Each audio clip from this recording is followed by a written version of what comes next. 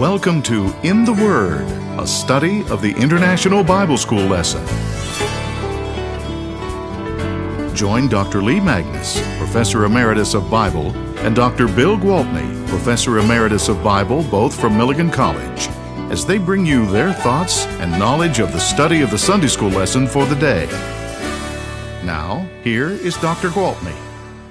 Good morning, friends. We continue our discussion here on In the Word of Paul's wonderful letter to the Romans, probably his most formal letter. And it is a writing that really tests our ability to concentrate on a line of thought that's pretty involved.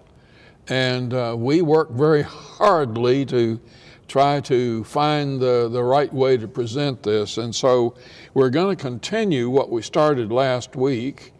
And in fact, the text, our printed text, takes up where last week's printed text stopped without break. It does. And at the same time, it makes a contrast because our lesson today begins in chapter 3, verse 21, which begins with two important words, but now. And those are two words of contrast. That's exactly but, so. On the other hand, and now as opposed to in the past. Well, now what did he say that we're going to have contrasted? Yes, the last two verses of our lesson from last week were chapter 3, verses 19 and 20, where he's talking about the law. And he says, we know that whatever the law says, it speaks to those who were under the law. So he says, the law is for the Jews. Yes, God's relationship with the Jews was to reveal his will through the law. But then he goes ahead in verse 20 and says, but no one can be justified by law keeping. In other words, no one can be brought into a right relationship with God through the law. Well, another way to put it is, the law was necessary, the law is good, yes, but it is not the ultimate means of salvation. Yes. So he ended the previous lesson talking about life under law. And in this lesson, he's going to make some contrast to that and begins with the words, but now. And we'll see what the contrast is. So let me read. Good. And we'll see all these words popping up. Right. And we will have to talk about each one of them after we read the text. Okay. Beginning in verse 21, chapter 3 of Romans, but now apart from the law, the righteousness of God has been made known, to which the law and the prophets testify. This righteousness is given through faith in Jesus Christ to all who believe. There is no difference between Jew and Gentile, for all have sinned and fall short of the glory of God, and all are justified freely by his grace through the redemption that came by Jesus Christ, Christ Jesus. God presented Christ as a sacrifice of atonement through the shedding of his blood to be received by faith. He did this to demonstrate his righteousness, because in his forbearance he had left the sins committed beforehand unpunished. He did it to demonstrate his righteousness at the present time, so as to be just, and the one who justifies those who have faith in Jesus. Where then is boasting? It is excluded. Because of what law? The law that requires works? No. Because of the law that requires faith. For we maintain that a person is justified by faith apart from the works of the law. Or is God the God of Jews only? Is he not the God of Gentiles too? Yes, of Gentiles too, since there is only one God who will justify the circumcised by faith and the uncircumcised through that same faith. Do we then nullify the law by this faith? Not at all. Rather, we uphold the law. Wow. This is the heart of Paul's teaching. This is where he was aimed from the very beginning of the letter. This is definitely the climax and summary of the first 3 chapters. And in some ways, it's the main message of the whole book. Yes. Everything now is going to flow from this, implications of this passage. Okay. So this is We've got our work cut out for us. We're going to have to do kind of a vocabulary lesson today. Yes. And talk about some, because there are a lot of big words in here and a lot of really meaningful words. And they are words that don't get used all that much in daily speech with one another. That's right. We're not using words here that are common. Right. But outside of a religious context. Right. But in Paul's day, they were common words. That's what we're going to have to deal with here. Yes. They weren't just theological terms, the way they've almost become for us. And so we need to look back at some of, what was the everyday meaning of these words that his readers in Rome would have understood. Right. Yeah. So now we're not going to have a spelling test too. Oh, no. No, just a vocabulary. Let's start back in verse 21. Okay. The righteousness, well, look at this wording, but now, apart from the law, the righteousness of God has been made known. Right. Righteousness of God. Yes, What does he a couple mean? things we need to know about the word righteousness. For one thing, it's translated, the Greek word here is translated in 2 different ways. Into English. Into English. Yes. It can be translated righteousness, or sometimes it's translated justification. Right. Right, just. Righteous, just. In the Old Testament, the term righteous is almost in the context of a court setting. Yes. To be found innocent. And so declared could innocent. Righteousness be also translated justice in the Old Testament? No, they're 2 separate terms. They're 2 separate terms. And that's what's different in Greek. Those 2 separate concepts of righteousness and justice are both come from one word. And in Greek. In Greek. And so sometimes in English it's translated righteousness, sometimes justification. Sometimes it'll say God is righteous, sometimes God is just. So just remember that both of those English concepts are included in this original Greek concept. And we have another example of the very same phenomenon right here as well in verse 22. With belief and faith. Now, yes. We've got to talk about that because a lot of people will draw a distinction between my belief and my faith. And that's a problem for us in English and not in Greek. Right. Explain that. Right. Well, faith, of course, when Paul talks about faith, he's talking about faith in Jesus Christ. Now, Yes. the word faith, there's not a separate word for belief in Greek. It's the same word, faith. But it can be talked about as simply mental assent. Yeah. I believe, that the sun is 93 million miles away. All right, I accept the fact that some scientists figured that out. But faith is another connotation of the very same word that has more to do with a deep and experienced relationship Yes. between people. Trust in someone. Yes. So I don't put my trust in the scientific fact of the distance of the sun. I do put my trust in your wife? in my wife, in my your my son, parents, in my children. Yeah. Yeah, in other people who are trustworthy. So Well, when you get on an airplane, Yeah, you put your exactly. faith in the Right. pilot and the Yeah. ground controller and right, lots that's of things. experiential trust. So Yeah. it's the same word, once again, in Greek, which is just one word, but can have both of those connotations. Well, the problem is in English that for the word believe, there is a noun. Or Belief. to say it the other way, for the noun belief, there is a verb. Believe. Believe. Unfortunately. And believable. Right. Unfortunately, in English, there is no corresponding verb to the word faith. Right. We don't talk about faithing somebody or faithing We can something. say, this is my faith as a noun, Or I faithful. believe. Yeah. But then we have to switch to I believe you or I trust you. Because there's no verb, Yeah. faith. It is tricky.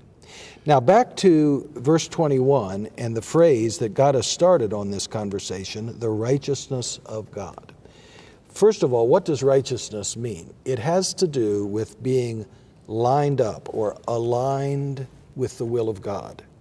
Justification, which is another way to translate it, might remind some of our viewers of typing or word processing, because justification or justified margins are very important. We usually type or word process with a left justified margin. In other words, all the lines line up on the left, even though they may be ragged on the right. Yes. But on a word processor, you can change that, can't you? Yeah, you can have left justification plus right justification. And then both the beginning and the end of every line up. Yes. So that means to line up. It means to line up. Yeah. And the theological meaning is to get aligned with God's will. Now, what is the righteousness of God? How do you read that? When you hear that phrase, what's one possibility? Well, there are two possibilities. We refer to this as a genitival relationship with the of. Something that God possesses, or something about God that someone else possesses. It can be either way. We call that subjective and objective genitive. Yeah. So in other words, it can be the righteousness that God possesses and uses, or it can be the righteousness that God has that someone else can have. Right. Yeah. That's not said very well, but we then who are Christians can have somewhat of God's righteousness in us. And so it works both ways. Exactly. It's not an either or. Right. For instance, I could say, this is my father's tie, meaning this is a tie that belonged to my father before his death. Okay, it was his tie. Well, then it was given to me.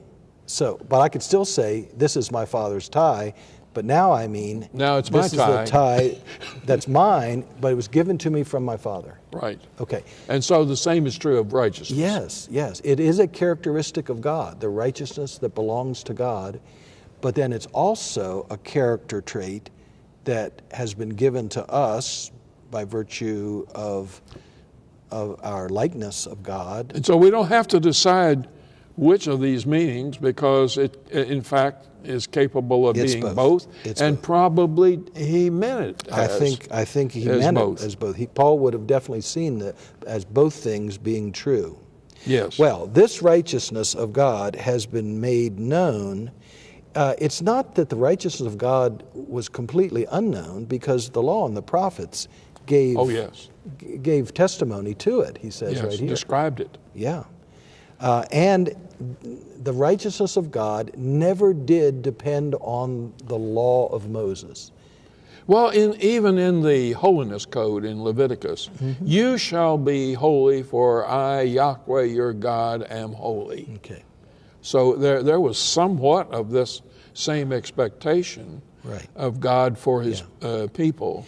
And when we get into the next chapter of Romans, we're going to see he takes us back even farther into the book of Genesis. To Abraham. And shows us that righteousness was understood as an important concept long before the law ever came. And long before circumcision. That's true. That's where he's going. That is where he's going at the end of our passage today, isn't he? And what about verse 23? All have sinned and fall short of the glory of God. Now, that is a kind of a blanket statement that he has derived from his discussion in chapters 1 and 2. Right. He made a very clear emphasis on the need of Gentiles for salvation. They have sinned. They have violated God's will. And then in chapter 2, he turns more to the Jews. And then, as we've seen in the last couple lessons in chapter 3, he's been making quite a point of both Jews and Gentiles have this need. They are different, but in some ways they are the same. Right. And I think it's very instructive that he does not dwell on the fact that all have broken the law of Moses. Yes. He uses the term sin, and he uses the concept of falling short of God's grace and glory. Right. We fall short of the glory of God. Yeah. And as verse 22 ends, there's no distinction between Jew and Greek. When it comes, I mean, there are many, many distinctions between them, but when it comes to the need of salvation, they stand on the same ground. Same. Yeah. And we're going to find out that the means of leaving that condition will be the same. Exactly. Yes. Now, verse 24 has some interesting language in it. Yes. It says, all are justified. Now, that's that same word, righteousness. So you made could righteous. Made righteous, yes. Brought into alignment with God's will. Yeah. The next word in English is freely, and I just wanted to point out that literally in Greek that means as a gift. So it's not just that it's free. Without cost. Yeah, it is without cost.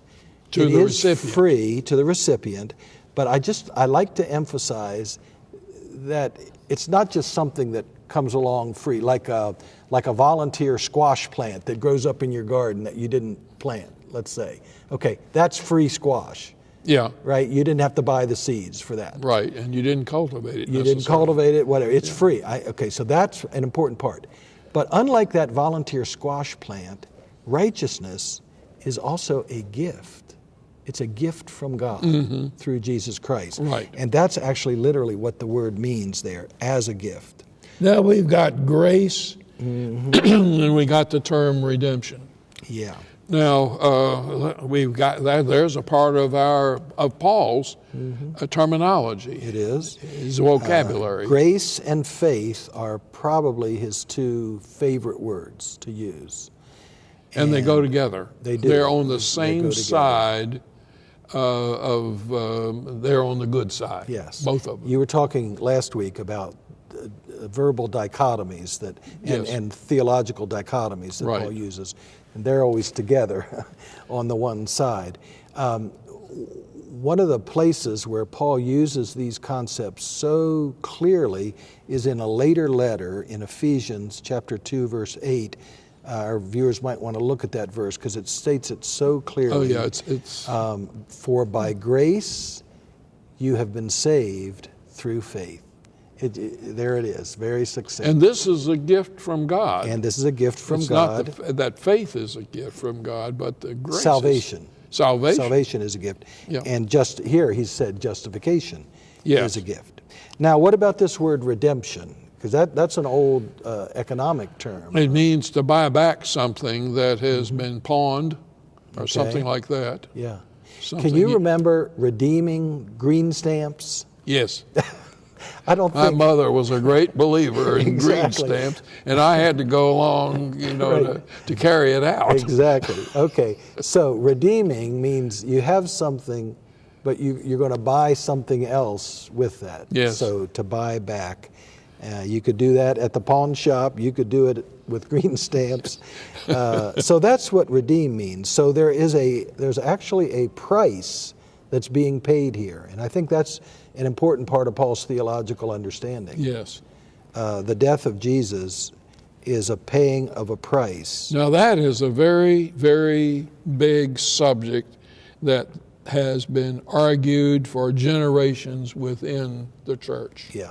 Exactly how was that done? I think we need to leave that alone. because we wouldn't get to the rest of the scripture Well, to talk about we're it. going to be forced to deal with it a little bit in verse 25, because the next term we need to discuss in our little vocabulary lesson here Yeah, is atonement. is the sacrifice of atonement, which is how the Yeah. NIV translates an important word. If our viewers have other English Bibles, they'll see that that word gets translated in many different ways. Yes, that's right. And one way is expiation. It's Yes. the English word And propitiation. There you go. That's a mouthful, isn't it? Propitiation. Yes. So why don't you take the concept expiation, which is the more financial term, and I'll Well, take propitiation. In a way of speaking, it's where there is a debt owed and somebody steps up and pays the debt. And a lot of Christian thinkers don't like that concept. Like they're not going to like yours either, Right. because it creates Christ and God kind of like in opposites. Christ has got to do something to make God happy, and to who does He pay the price to? Some people even go so far as to say He had to pay the devil off to get humankind out of the power of sin and the devil. Yeah.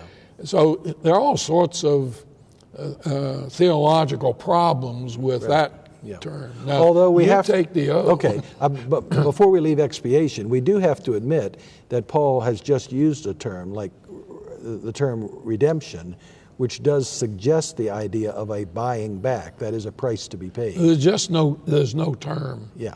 that is satisfactory. Right. So he's got to use some term. Yeah. The other one that you'll sometimes see here is propitiation. To propitiate, that's an English term which means to placate or calm down someone who is angry. Yeah. And so there's the idea that God is sitting in heaven in Boiling. His righteous wrath, furious at human beings, and that the death of Jesus on the cross was a means of Jesus saying, "Oh, come on, God, get over it. Don't be so mad. Look, I died. It shouldn't that should salve your fury a little bit." I see some problems with that one too, don't you? Yeah. Sure. Then there is the idea of the mercy seat. Yeah, that's the literal meaning of this word. It was the word that was used in the Greek translation of the Old Testament to refer to the lid of the Ark of the Covenant, where the blood of the sacrificed animals would be sprinkled on the Day of Atonement, that one day in the year when the high priest could go in before the mercy seat and take the blood of the sacrificed animals, sprinkle it, thereby rolling back the sins of the entire nation. For the past year. For the past year. Or was it for the future year? No, the past year. Yeah. Okay. So that connection to the mercy seat or the lid of the ark and the Day of Atonement that you've just been describing would explain why the NIV translates this sacrifice of atonement. Yes. Because there is a connection. Atonement is made up of at one meant.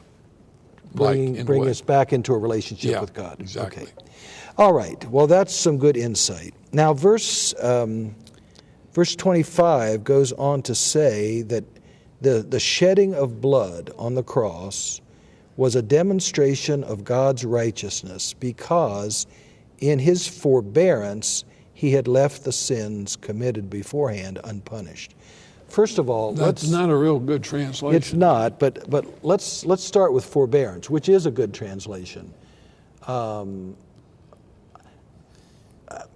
What's forbearance mean? Well, how should we explain to be patient with, or to overlook, or temporarily pass by some wrongdoing. To forbear with someone means to put up with them in the midst of some wrongdoing in the hopes of bringing about some kind of reconciliation. And we were talking about, a parent dealing with a child who does something that is improper, but doesn't make a lot out of it, because in the parents' way of looking at it, the child at one point in the future will come to see the mistake and change the way. I think that's a good explanation, because the actual wording here is that in God's forbearance, he overlooked sins.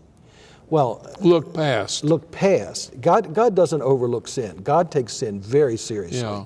And God always responds to sin. And sin has its own punishment. I mean, we are held accountable for sin.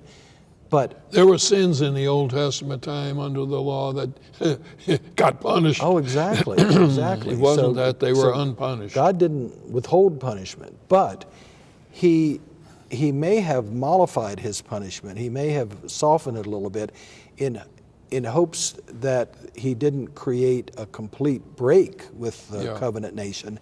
And so that's the idea of overlooking. He looked past to a time of redemption.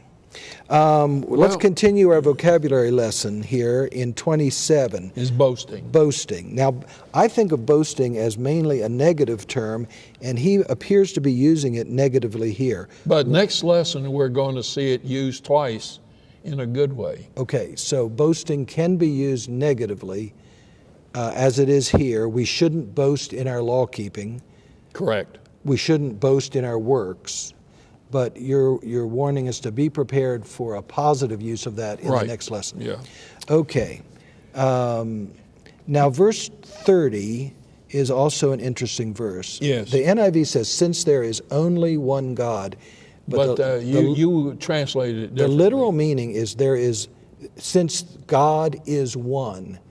And that reminded me of the Shema. Yeah. Remind us quickly what the Shema is. Listen, Israel, Yahweh is our God, Yahweh is one. Okay. That's a literal translation of Deuteronomy 6:4. And that was kind of the basic theme verse, the creed of Judaism. So Paul may be pulling that out here. There is only one God.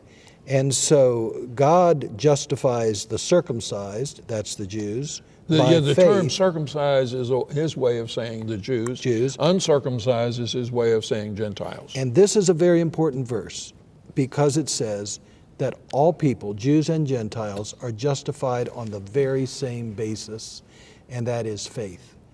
Yes, and there's through the grace of God. Right, and there's only one kind of faith that he's interested in: faith in Christ Jesus. Right. Faith in the shedding of his blood. Yes.